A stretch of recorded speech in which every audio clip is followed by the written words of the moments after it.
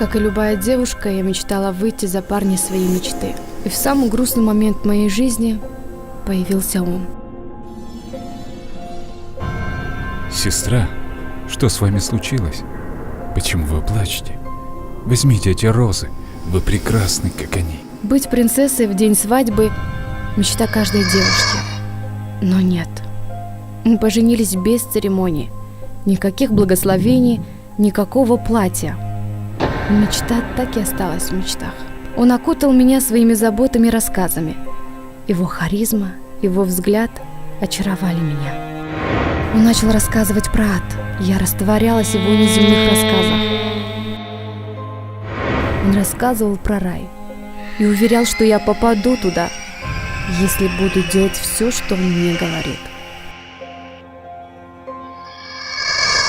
С первой брачной ночи ты полностью будешь в моей власти. Ты должна отказаться от своих традиций, от светскости. Будешь следовать за мной.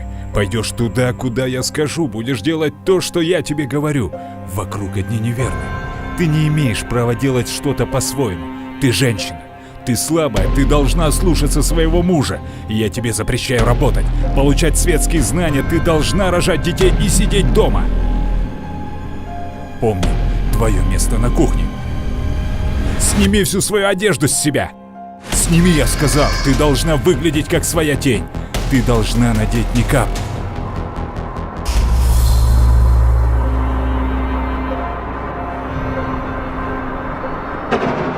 Посмотри, как ты красива. Нет, я не могу делать все, что ты мне велишь. У меня есть право, у меня есть выбор. Тогда я даю тебе талак. Мы разводимся. Мне не нужна женщина, которая не повинуется своему мужу.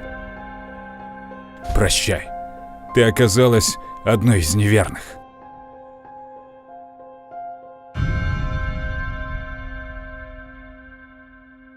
Теперь же я боюсь мужчин, потому что осталась обманутой. Это была женитьбой на одну ночь.